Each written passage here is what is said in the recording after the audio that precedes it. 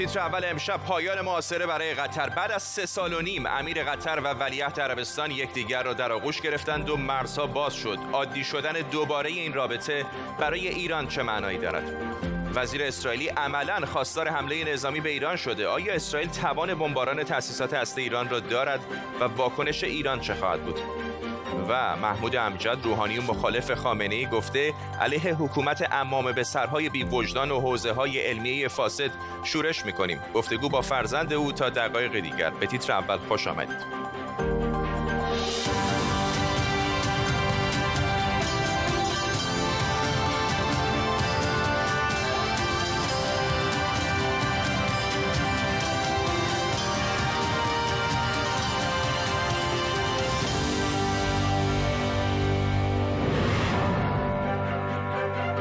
سلام و وقت بخیر، خوش اومدید. بعد از سالها تنه ساعتی پیش امیر قطر برای شرکت در اجلاس شورای همکاری خلیج فارس به عربستان سعودی رفت. سفری تاریخی که میتونه مقدمه‌ای برای رفع تحریم‌های این کشور از طرف عربستان سعودی و چند کشور دیگه باشه.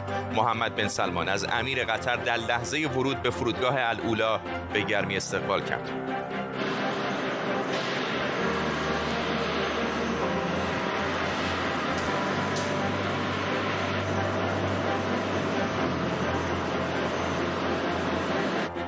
بعد از تاریک شدن رابطه قطر با عربستان سعودی و امارات، ایران متحدی مهم برای دوحه شد و تنها مسیر هوایی قطر به دنیای خارج. در طول برنامه با تیمی از زبده‌ترین کارشناسان و خبرنگاران از سئول و کیف تا تل‌آویو و آتلانتا با شما خواهیم بود. پیش از همه بریم سراغ غسان آشور، تحلیلگر مسائل خاورمیانه در بوستون آمریکا. آقای آشور، چقدر انتظار میرفت که این تلخی بعد از 3 سال و نیم به اینجا ختم بشه؟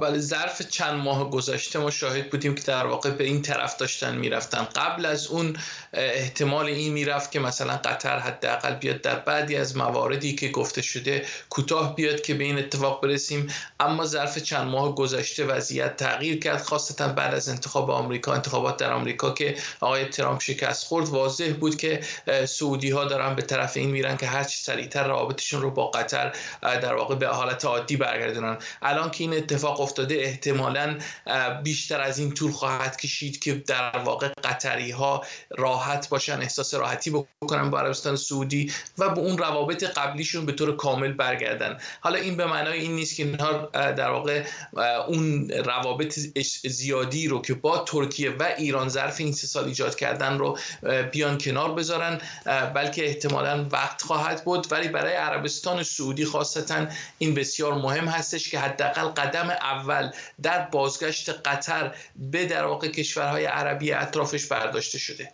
ممنونم از شما غسان آشور از بوستون در ایالات متحده آمریکا. کمی پیشتر هم عربستان سعودی گفت روابط دیپلماتیکش به طور کامل با همسایه‌اش یعنی قطر برقرار خواهد شد و این محاصره زمینی و هوایی و دریایی هم به پایان خواهد رسید و هواپیماهای خطوط هوایی قطر از این پس خواهند توانست از حریم هوایی عربستان سعودی هم استفاده کنند. اما یه نگاهی بندازیم به اختلاف‌های اصلی عربستان سعودی با قطر در این حدود 3 سال و نیم. اختلاف بین قطر و عربستان سعودی و شورای همکاری خلیج فارس با روی کار آمدن این مرد در دوحه بیشتر شد، تمیم بن حمد بن خلیفه آل ثانی. مهمترین دلایل این اختلافات رقابت‌های اقتصادی و منطقه‌ای، شبکه خبری الجزیره، حمایت از گروه اخوان المسلمین و چند مورد دیگه بود که عربستان سعودی اتفاقا این گروه اخوان المسلمین رو گروهی تروریستی میدونه.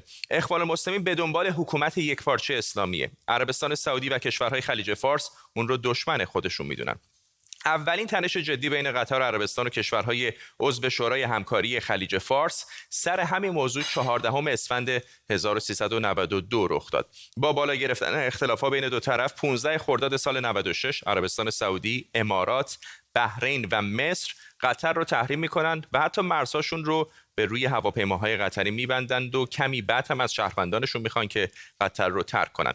بعد از اون عربستان، امارات، بحرین و مصر اسامی عده‌ای رو به طور مشترک به عنوان تروریست اعلام میکنند که 18 نفرشون با قطر مرتبط بودن. تنش بین عربستان سعودی و قطر تا اونجا بالا گرفت که عربستان حتی شترهای قطری رو هم اخراج کرد و شتربانهای قطری مدت‌ها سرگردان بودن. به هر حال بعد از چند سال تحریم و تنش، سرانجام آذر ماه پارسال نخست وزیر قطر در نشست شورای همکاری خلیج فارس در ریاض شرکت کرد و حالا هم امروز امیر قطر به گرمی توسط بن سلمان در عربستان سعودی مورد استقبال قرار گرفت. علی سعدزاده، تحلیلگر مسائل خاورمیانه از فرانکفورت آلمان، به ما پیوسته. آقای سعدزاده، کلاً چه امتیازی کدام یک از این کشورها در این 3.5 سال تلخی رابطه به دست آوردند اگر ایران رو مستثنا قرار بدیم؟ در حقیقت عربستان سعودی چیز زیادی به دست نیاورد. یعنی در حقیقت قطر از این 13 خواسته‌ای که عربستان سعودی ازش میخواست، این 13 خواسته رو اصلا نادیده گرفت. همونطور که شما شمردید، الجزیره بود، اخوان المسلمین بود، رابطه با ایران بود و دیگر. روی همه اینها ایستاده بود و ایستاده هست هنوز. اینکه آینده تغییراتی درش خواهد داد یا نه نمیدونیم، ولی ظاهرا عربستان سعودی در این مقطع ضروری دیده که علیرغم اینکه قطر پاسخ نداده به خواسته های عربستان سعودی، این نزدیکی رو انجام بده با قطر، چون مسئله ایرانه. در حقیقت دستور جلسه این به اصطلاح نشست سران ایران بوده و اعلام کردن به طور رسما و در این حال یه پیروزی هم بوده، هم برای کویت هم برای آمریکا، چون هر دوی این کشورها هر کدوم از منافع متفاوتی مایل بودن که این اختلافات به خاتمه پیدا کنه و این چنین شد و ایران یکی از متضررین این داستان است، چون همونطور که میدونید بعد از این به اصطلاح محاصره قطر سالیانه 130 میلیون دلار به ایران میداد که شرکت‌های هواپیمایی قطر بتونن از فضای ایران استفاده بکنن. الان با باز شدن فضای عربستان سعودی بر روی هواپیماهای قطر عملاً دست ایران میره. بنابراین من فکر میکنم که این به اصطلاح جلسه ضد ایرانی بود. ممنونم از شما علی سعدزاده، تحلیلگر مسائل خاورمیانه از آلمان با ما. وزیر خارجه کره جنوبی گفته در تلاشیم تا راه حلی دیپلماتیک برای آزادسازی کشتی توقیف شده توسط سپاه پاسداران پیدا کنیم. دیروز و در پی توقیف کشتی نفتکش کره جنوبی، سئول خواستار آزادی فوری این کشتی شده و یک واحد نیروی دریایی ویژه مقابله با دزدان دریایی رو هم به خلیج فارس اعزام کرد. همکارم توماج تاهباز از سئول در مورد فضای حاکم بر این کشور بعد از خبر توقیف کشتی میگه. اگه بخوام اون چیزی که در طول ساعت‌های گذشته در رسانه‌ها، در فضای مجازی و در بین مردم کوچه و خیابون در دست کم از اون چیزی که من میشنوم و میبینم و میخونم خلاصه بکنیم، اینه ورود سئول یا کره جنوبی به تنش‌ها و بحرانی که ارتباط مستقیم به کره جنوبی نداره. این احساس به طور عمومی وجود داره. مسدود بودن پول‌های ایران در کره جنوبی همواره حساسیت برانگیز بود، به خصوص در طول یک سال گذشته و با همه‌گیری جهانی کووید 19 این موضوع حساسیت‌های بیشتری رو هم ایجاد کرده بود. می‌دونیم مردم در کره جنوبی علاقه زیادی ندارن وارد کشمکش یا نزاعی بشن که در پهنه جغرافیایی و فرهنگی این منطقه نیست. در نتیجه این پنهان کردنی هم نیست که بارها و بارها در رسانه‌ها و در فضای مجازی مسئله مسدود بودن پول‌ها در کره جنوبی مطرح شده بود. اما اتفاق دیگه‌ای که افتاده اینه که در حال حاضر این به اصطلاح اختلافات بین ایران و کره جنوبی وارد فاز جدیدی شده، به خصوص توقیف کشتی توسط سپاه و بعد اعزام ناو ارتش کره جنوبی به اطراف تنگه هرمز یک موضوع دیگه‌ای رو هم مطرح کرده. چیزی که تحلیلگران و رسانه‌ها بر اون تاکید کردن تو ساعت‌های گذشته، سابقه نداشته همچین رویارویی بین ایران و کره جنوبی در تاریخ شکل بگیره که الان شکل گرفته. امروز علی ربیعی سخنگوی دولت هم در پاسخ به واکنش‌ها در مورد گروگانگیری و اخاذی بین‌المللی ایران گفته که دولت کره جنوبی گروگانگیره که بیش از 7 میلیارد دلار پول ایران رو مسدود کرده. اگر واقعا بحث گروگانگیری که من این روزا دارم میشنوم، اگر کسی گروگانگیر باشه این دولت کره است که به بهانه‌های واهی بیش از 7 میلیارد دلار ما رو گروگان گرفته. حسین آریان، کارشناس مسائل نظامی از نیوکاسل با ماست. آقای آریان، نشان یه نکته عجیب این باشه که ایران خیلی در واقع داره مخفی نمی‌کنه که هدفش از توقیف این کشتی چه بوده. درسته، همینطوره. برای اینکه پیشتر ما میدونیم که آقای سعید خطیبزاده سخنگوی وزارت امور خارجه گفته بود که این یک مسئله فنیه، اصلا ربطی به مسئله گروگان و گروگانگیری و اینها نداره. ولی حالا همونطور که خودتون هم گفتین، به هر حال سخنگوی دولت این رو نوع دیگری عنوان میکنه. اون چرا که نمیشه کتمان کرد واقعا اینی که ارتباط مستقیمی هست بین توقیف این کشتی حامل اتانول با اون پول 7 میلیارد دلاری بلوکه شده در کره جنوبی و همینطور اون هیئتی رو که قرار از کره جنوبی برن به ایران. متاسفانه ایران به این کارها هم در گذشته دست زده یا کارهای شبیه این و این برای وجهه جمهوری اسلامی خوب که نیست، بدترش هم میکنه. نمونه شو در رابطه با گریسبان داشتیم که بعد کشتی استنا ایمپرو که کشتی انگلیسی رو توقیف کرد و بعد اون چرا که در لنگرگاه فجیره اتفاق افتاد یا در دریای عمان بر سر اون دو کشتی که یکی نروژی بود و یکی ژاپنی و همون موقع نخست وزیر ژاپن هم قرار بود که به ایران بره. اما فرستادن این ناو از سوی کره جنوبی این مسبوق به سابقه است، در دزدی دریایی شرکت داشته و این ناو دارن میفرستن که حمایت بکنه و اسکورت بکنه کشتی‌های کره‌ای رو در خلیج فارس که این کار دوباره تکرار نشه. ممنونم از شما. حسین آریان، کارشناس مسائل نظامی از نیوکاسل با ما. وزیر شهرک‌های اسرائیلی نشین و عضو کابینه سیاسی امنیتی اسرائیلی در توییتی از امکان حمله نظامی به تأسیسات اتمی ایران گفته. او گفته ما باید همونطور که در سالهای 1981 و 2007 در عراق و سوریه عمل کردیم علیه برنامه اتمی ایران هم عمل کنیم. همزمان و امروز علی اکبر صالحی رئیس سازمان انرژی اتمی ایران هم گفته در عرض 24 ساعت روند تولید غنیسازی اورانیوم 20% رو راه اندازی کردیم و توان تولید ماهانه 8 تا 9 کیلوگرم اورانیوم غنی شده رو داریم. اشکان صفایی همکارم از حیفا در اسرائیل به ما پیوسته. یکی از تندترین واکنش‌هایی هست که من به یاد دارم یکی از مقامات اسرائیلی گفته باشه در مورد عملاً حمله نظامی به ایران. چطور بوده بازخوردها در خود اسرائیل؟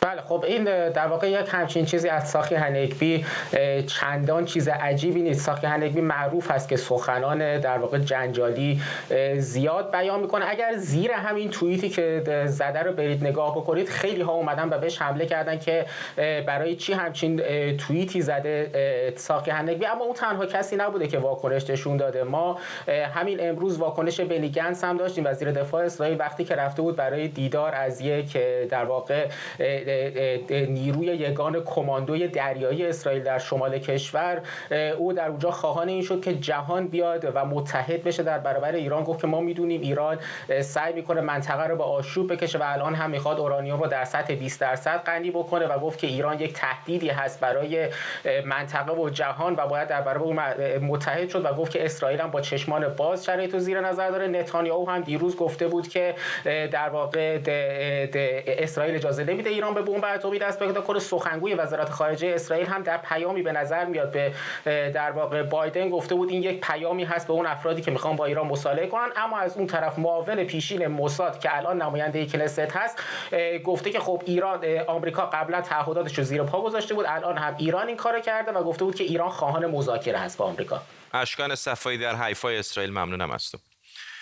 محمود امجد روحانی مخالف خامنه‌ای گفته علیه حکومت عمامه به سرهای بی‌وجدان و حوزه‌های علمیه فاسد شورش می‌کنم.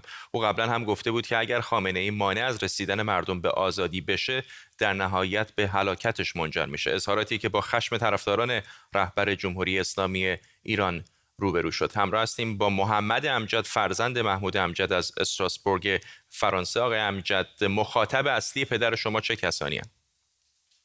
بنده اول تصحیح کنم این تیتر برنامه رو، ایشان روحانی مخالف نیست، ایشان روحانی خیرخواه آقای خامنه‌ای است و این رو همه روحانیت قوم و خود آقای خامنه‌ای توجه دارن به خیرخواهی ایشون.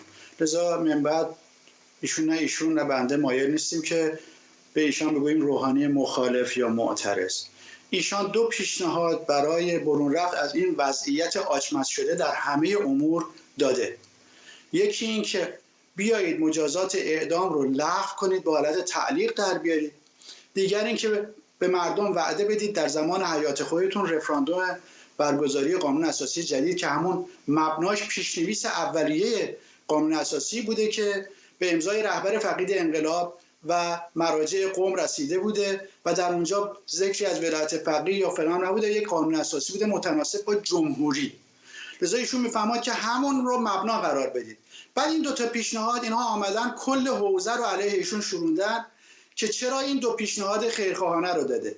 خب حالا که حوزه رو شوراندن و ایشان به خاطر اینکه ملاحظاتی میکنه با محترمان حوزه، نمیخواد اینها هم اذیت بشن یا گرفتار بشن یا توقع نداره که اینها بیان وسط حتی ازشون حمایت بکنن، ایشون توقع حمایت از احدی نداره و این کلمه فتوای جهاد و اینها هم اصلا کلمه درستی نیست. این شوریدن یعنی شوریدن علیه این وضعیت حاکم بر حوزه‌های دینی ما و بر مذهبی‌های و بر جامعه سنتی مذهبی ما که چشمشون رو دوختن به این حوزه سنتی و این حوزه سنتی هم در این چه شکلی است؟ با توجه به اینکه می‌فرمایید پدرتون در واقع مخالف حکومت نیست، این شوریدن علیه در واقع این اقدامات آقای خامنه‌ای یا حکومت به چه شکلی باید صورت بگیره؟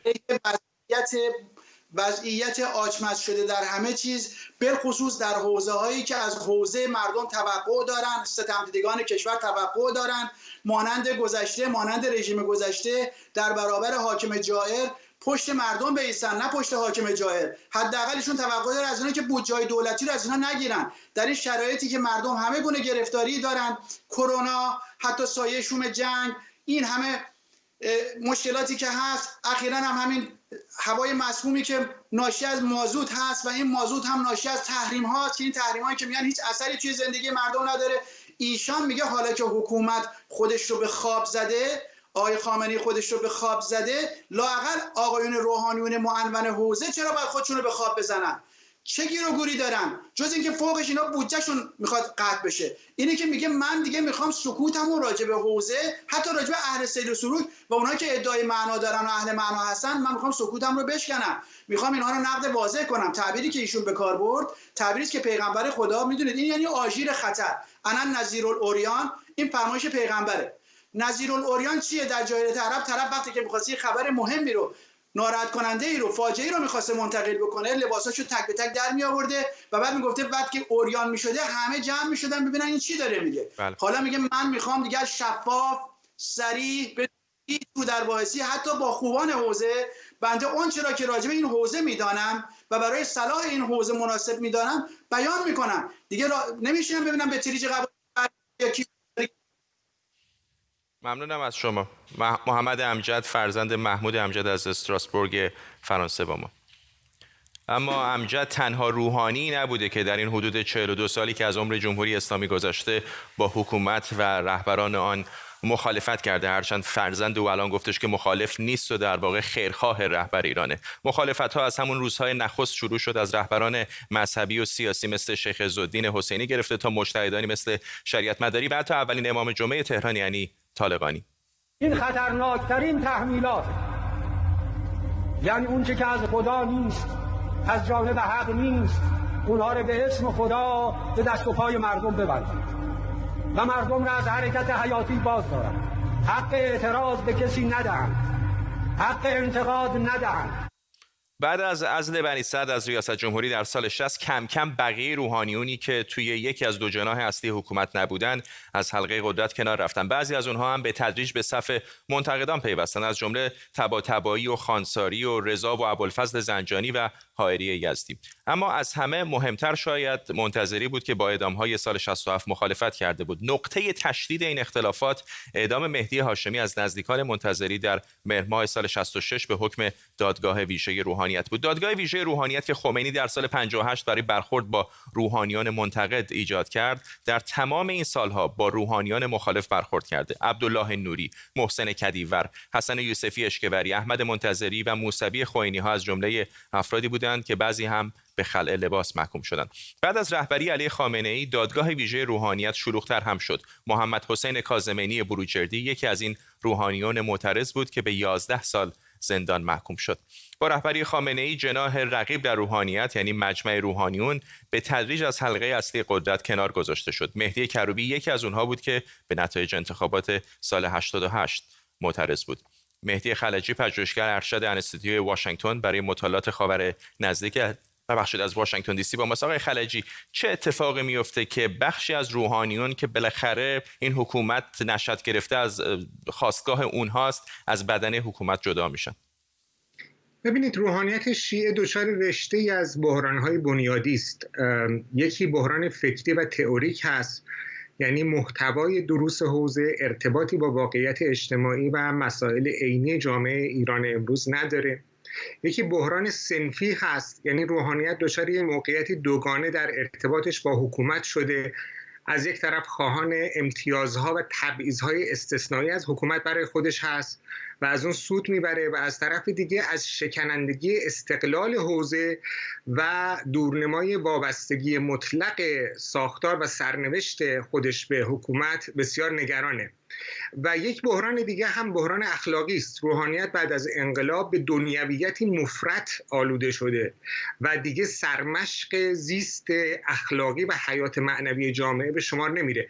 مجموع این بحران‌ها هم طلاب جوان رو سرگردان میکنه و هم نسل انقلابی پیش از اون رو، اگر به حکومت نپیوسته باشن و از اون سودی نبرده باشن، اینا هم سرخورده میشن. راه حل حوزه معمولاً برای رویارویی با روند ریزش طلاب و بی‌اعتمادی و شکاکیت و اعتراض اونها معمولاً دو صورته. یکی تهدیدشون هست از طریق دستگاه‌های قهریه مثل دادگاه ویژه روحانیت، و یکی تطمیعشون هست. اگر تطمیع اثر نکنه تهدید، و در نهایت هم طرد اونها. به عبارت دیگه حوزه قادر نیست این بحرانها رو حل بکنه و تنها با روش قهرآمیز میخواد اینها رو به طور موقت کنترل بکنه.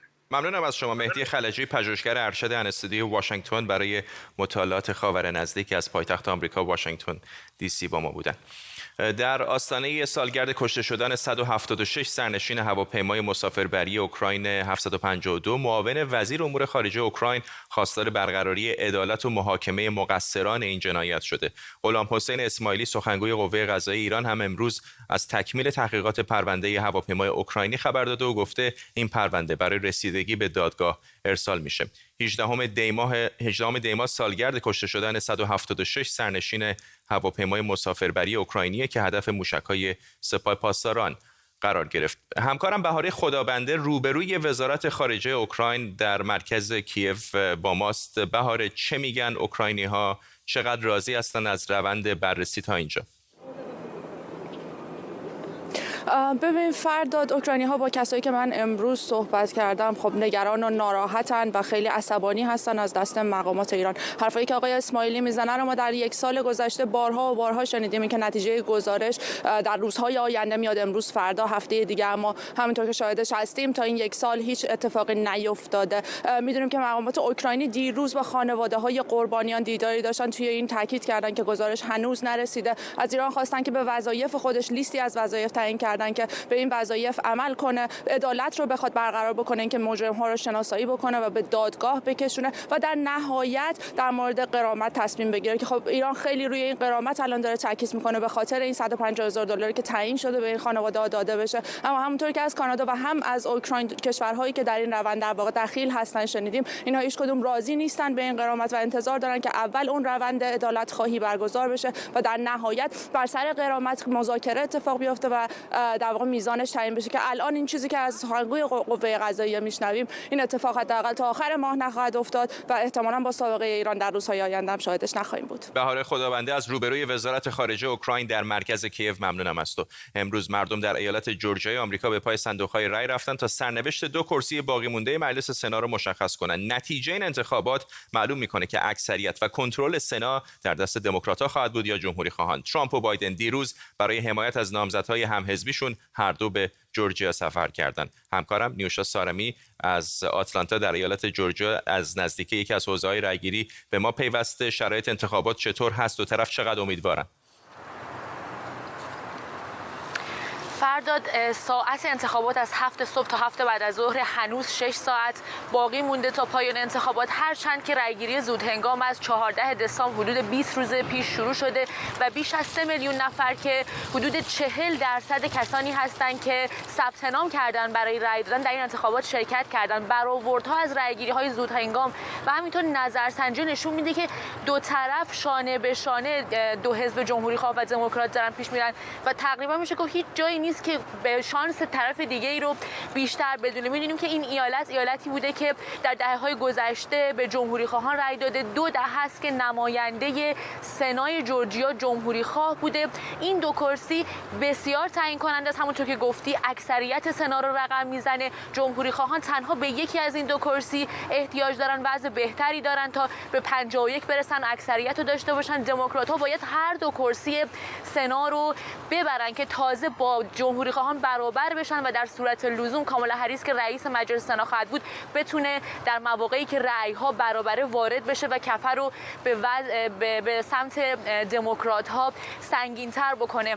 درسته که جو بایدن این ایالت رو برده، اما هنوز نمیشه پیش بینی کرد که چه کسی برنده میشه. اینو بگم که اینجا کسی دیدم که لیبرتاریان بود، در انتخابات ریاست جمهوری به دموکرات‌ها رأی داده بود و حالا اومده به جمهوری خواه رأی بده. ممنونم از تو نیوشا سارمی، خبرنگار ما از روبروی یکی از حوزه‌های رأیگیری در شهر آتلانتا در ایالت جورجیا. به این ترتیب میرسیم به پایان تیتر اول امشب. تا فردا و تیتر اولی دیگر، بدرود.